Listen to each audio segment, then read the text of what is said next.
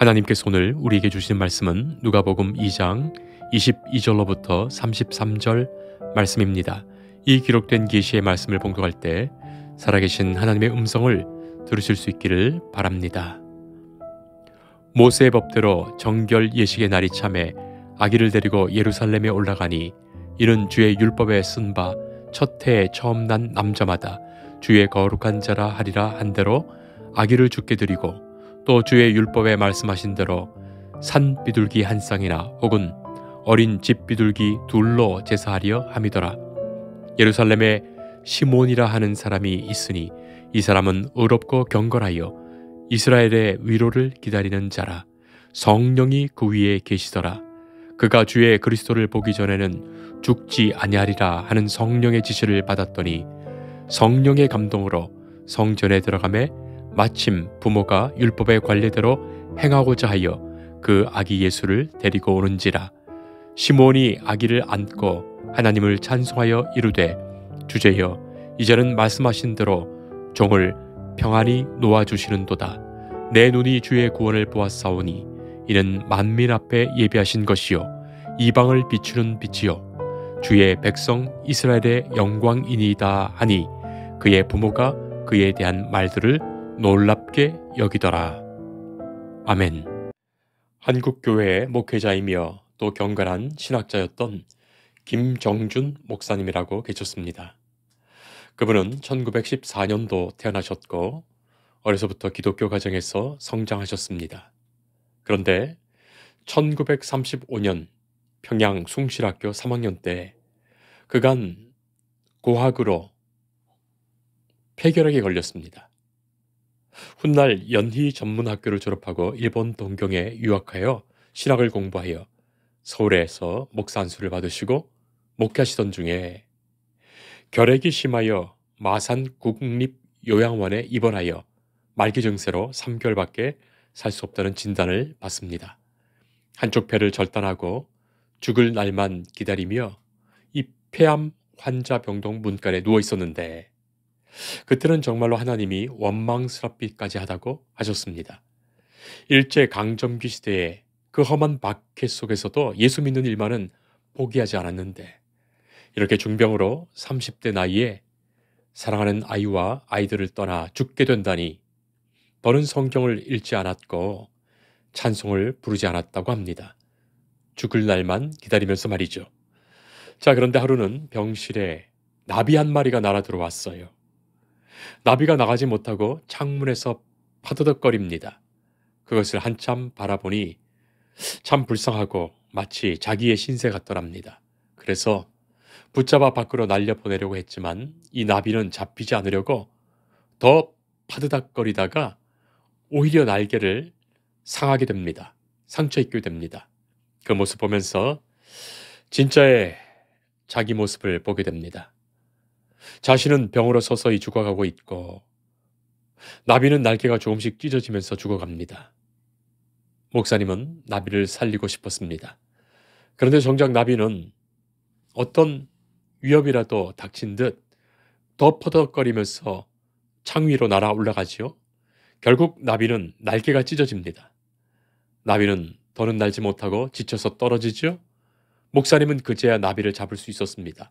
그리고는 창밖에다 나비를 내놓았더니 어딘가로 날아가 버렸습니다. 목사님은 그 순간 마음에 강력한 음성이 들렸다고 합니다. 자신도 지금 어리석은 나비처럼 하나님의 도움을 모르고 원망만 하고 있다는 것을 깨닫게 되는 거예요. 큰 충격에 빠집니다. 던졌던 성경과 찬송을 집어들고 회개합니다. 그때 주의 음성을 들었다고 합니다. 네가 여기에 온 목적이 있다. 병에 걸렸기 때문에 온 것만 아니다. 사람들을 돌보라. 김 목사님은 주님의 음성을 듣고 생명을 주신 분도 하나님이시요 가져가실 분도 하나님이시니 의사가 내린 이 시한부인 3개월 사는 것이 아니라 앞으로 얼마가 되든지 하나님의 시간으로 살겠다는 마음에서 그곳 병실의 환자들을 돌보며 그들과 기도하고 그들과 함께 예배하게 됩니다. 죽어가는 이들을 위해서 임종 예배도 드립니다. 구원의 말씀을 전합니다. 폐병이 아닌 사람은 폐병 걸린 사람을 조금도 위로하지 못함을 알게 되고, 나를 폐병에 걸리게 하여 폐병 걸린 사람들을 돌보게 하셨구나, 그 사역을 계속합니다. 기적이 일어나죠. 목사님이 서서히 병에서 낫게 됩니다. 그 이후에 목사님은 30여 년간 더 살아가시면서 남은 폐 4분의 1만 가지고 영국 스코틀랜드의 에든버러 대학에서 시편 연구로 신학 박사를 마치고 연세대학교 교수, 한국신학대학교 학장 등으로 봉직하다가 67세로 천국에 가셨습니다. 목사님은 퇴원 후에 어떻게 그렇게 기적적으로 살아났느냐, 그 질문을 받으면 약 중에 약을 다 먹었으니 병이 안 낫겠느냐 대답하셨다 합니다. 그 약이 무슨 약이냐 물으면 신약과 구약이요. 중병에 고생하는 형제 자매들이여, 신약과 구약으로 주님께 치료받으시라, 그렇게 설교하셨다고 합니다. 성도 여러분, 다리 하나 부러진 환자를 위로할 수 있는 사람이 누굴까요? 병실에 같이 옆에 누워있는 다리 둘 부러진 환자 아니겠습니까? 고린도후서 1장 4절에 우리의 모든 환난 중에서 우리를 위로하사 우리로 하여금 하나님께 받는 위로로서 모든 환난 중에 있는 자들을 능히 위로하게 하시는 이시로다. 하나님은 우리를 위로하십니다. 어떠한 상황과 형편에서도 하나님의 위로가 있습니다. 그리고 마침내 하나님의 그 위로를 통하여 이제는 우리가 똑같은 상황과 형편에 있는 다른 이들을 위로하게 하시는 거예요. 받은 위로로 위로하게 하시며 우리가 하나님의 위로를 증언하게 하십니다. 그것이 복음의 사역되는 거예요. 2000년 전 이스라엘은 참으로 비참했습니다. 인류의 역사상 이처럼 어둠에 휩싸였던 때가 있었을까요? 나라는 로마의 지배를 받고 있습니다. 공포의 정치와 군사적 위협으로 그 억압 속에 아무도 자기 목소리를 낼 수 없었던 시절입니다.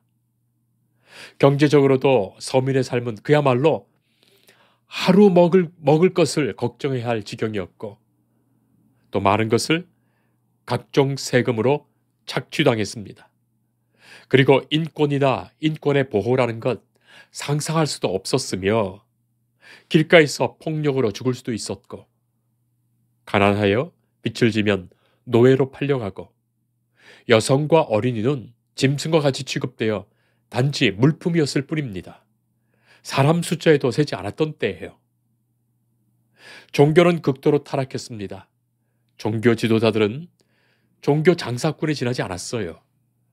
그들의 위선적 거짓된 행위들은 로마와 정치적으로 결합되어 백성들을 더욱 우매하게 만들고 영적으로 타락시켰습니다. 하나님의 말씀은 극도로 왜곡되었습니다. 심지어 헤롯이 성전을 지어줘서 하나님의 성전은 헤롯 성전이 되었고, 그것은 이미 타락한 제사장들과 이익에 결탁한 장사꾼들의 소굴이었어요. 하나님의 음성은 들리지 않았고 구원의 빛은 사라진 지 오래입니다.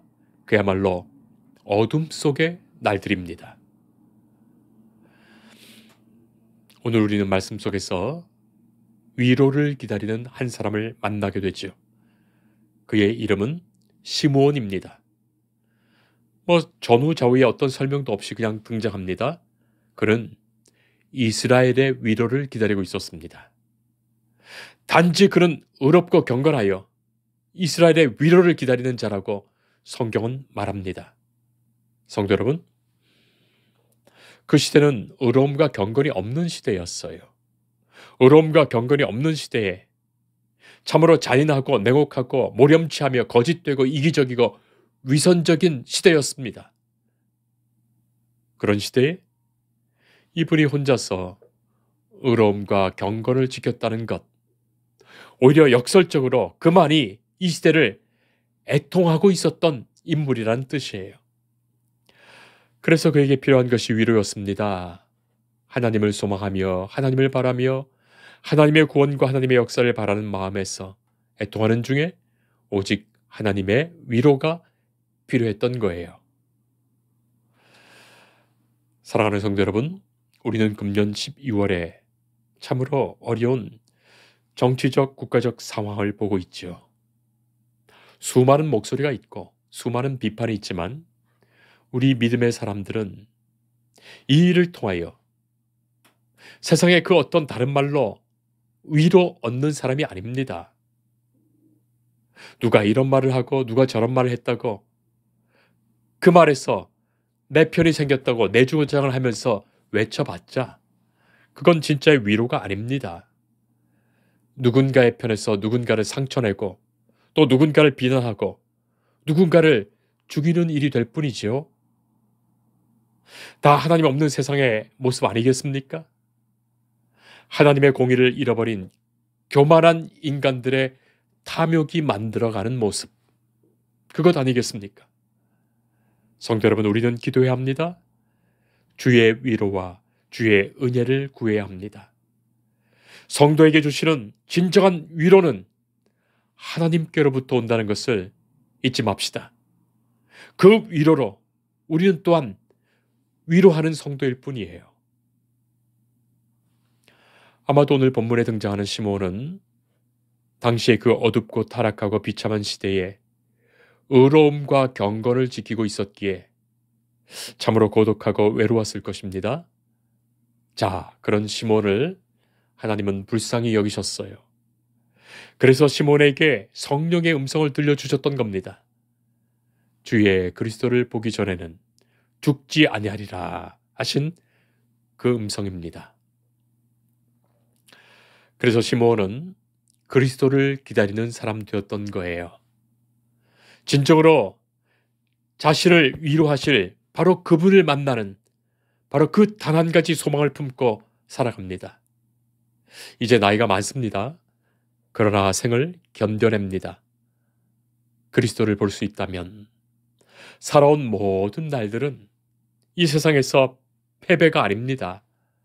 하나님의 구원을 보게 되는 소중한 생애였음을 확인하게 되는 거예요. 이런 어처구니 없는 세상에서 이런 어그러지고 거스르는 세대에 오직 빛을 밝히시며 밝은 길로 인도하실 바로 그분입니다. 오직 그가 오심이 위로이기에 그렇습니다. 시몬은 날마다 성전을 찾아가 기도합니다. 그날도 성령에 감동하시는 중에 성전에 들어갔습니다. 자, 그런데 마침 요셉과 마리아가 아기 예수를 낳은 지 8일 만에 이 정결 예식, 곧 할례를 하고자 아이를 데리고 성전에 들어온 거예요. 자, 그런 상황에서 시몬이 아기 예수를 만나는 장면이 이 오늘의 본문입니다. 시몬은 단번에 알았습니다. 어떻게 알았을까요? 성도 여러분, 기도했던 사람이기에 알 수 있는 거예요. 기도하는 사람과 기도하지 않는 사람이 그렇게 다른 거예요. 기도한 사람만이 하나님의 응답을 아는 거예요. 하나님의 일하심을 아는 거예요. 기도하지 않는 사람은 다 우연이 된 것일 뿐이죠. 어쩌다 그렇게 된 것일 뿐입니다. 오직 기도하는 사람은 이 일로 이루어 가시는 하나님의 그 역사를 보게 됩니다. 시몬은 기도했고 성령의 은혜 속에서 아기 예수님을 보았던 거예요. 얼마나 기뻤을까요? 얼마나 감사했을까요? 얼마나 감격했을까요? 수많은 오랜 날의 기도가 응답받고 있는 바로 그 시간입니다. 시몬이 아기를 안고 하나님을 찬송하며 기도하지요. 주제여, 창조주시여, 이제는 말씀하신 대로 종을 평안히 놓아주십니다. 내 눈이 주의 구원을 보았습니다. 얼마나 오랜 기다림 끝에 주시는 위로입니까? 시몬은 평안해집니다. 애통이 사라집니다. 기쁨이 충만해집니다. 이제는 말씀하신 대로 종을 평안히 놓아주십니다. 하나님의 구원을 보며 빛을 보며 영광을 보았습니다.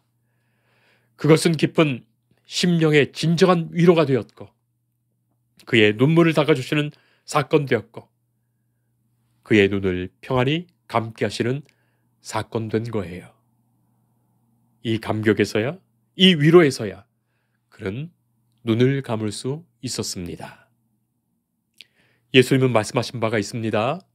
마태복음 5장 4절에서 애통하는 자는 복이 있나니 그들이 위로를 받을 것이며, 애통하는 자에게 임하는 복이 하나님의 위로예요.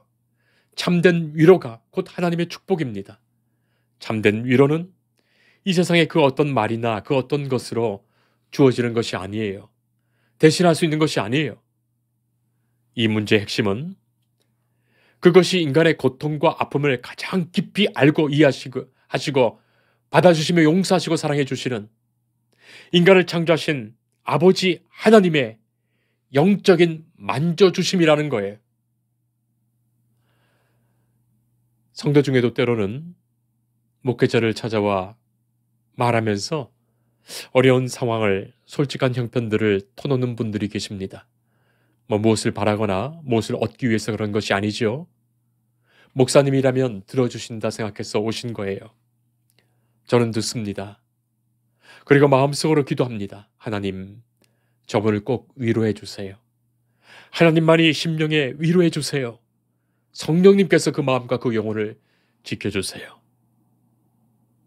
성도 여러분, 사람이 위로한다는 것, 참된 위로가 되기가 어려워요. 위로는 사랑하는 마음이 없으면 위로할 수도 없고, 사랑받지 못하면 그에게 위로받을 수도 없습니다. 그래서 옆집 아줌마보다는 내 남편의 위로하는 것이 훨씬 나은 것이고, 남편보다는 내 엄마가 위로해 주는 것이 훨씬 나은 거예요. 그런데 남편이나 부모라 하더라도 다 연약하기에 자기의 입장이나 형편이 어려워지면 마음과는 달리 그렇게 다 온전히 받아주지 못합니다. 그럴 수도 없습니다. 사람이 위로하는 것, 한계가 있다는 거예요. 하나님의 위로야말로 가장 필요하고 가장 중요한 절실한 위로예요. 하나님의 위로만이 변함없는 영원한 완전한 것입니다. 눈물을 흘리며 가슴이 찢어지더라도 그분의 가슴에 기댈 때 눈이 녹듯이 낫게 되고 그 마음속에 잔잔한 평강이 임하게 됩니다. 성도 여러분, 주의 위로를 기도하세요. 주의 위로를 간구하세요. 주께서 만나시면 위로해 주십니다. 주님만이 위로해 주십니다. 헨리 나우에는 상처 입은 치유자라는 책에서 예수님을 상처 입은 치유자라고 이름 붙였어요.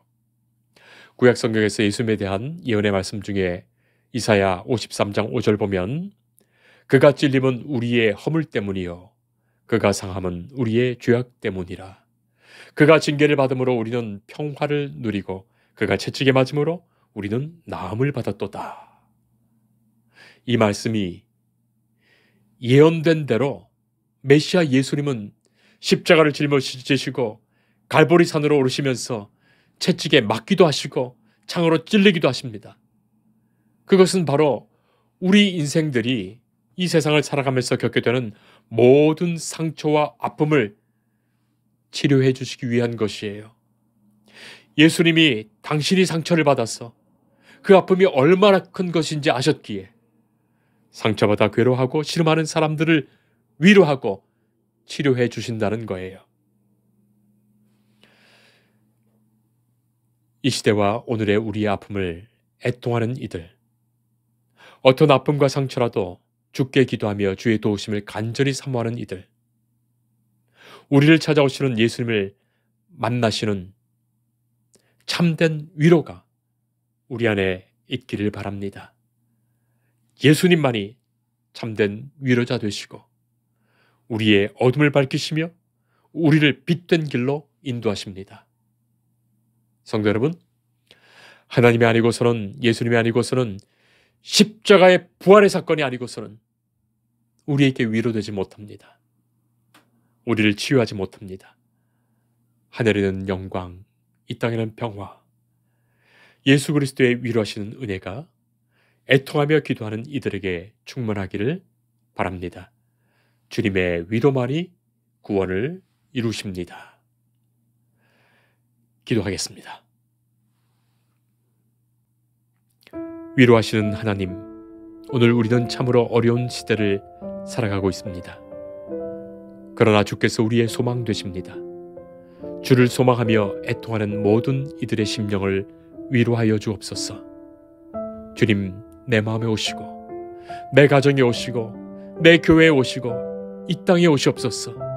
이 나라에 오시옵소서. 주님을 영접하는 그곳에 하나님의 역사와 구원을 보게 하옵소서. 성탄의 은혜와 평강이 온 세상에 임하게 하옵소서. 성탄에 오신 예수님 이름으로 기도합니다. 아멘. 주님을 늘 믿으며 그 손을 의지하고 내 몸과 마음을 바쳐서 끝까지 충성하리.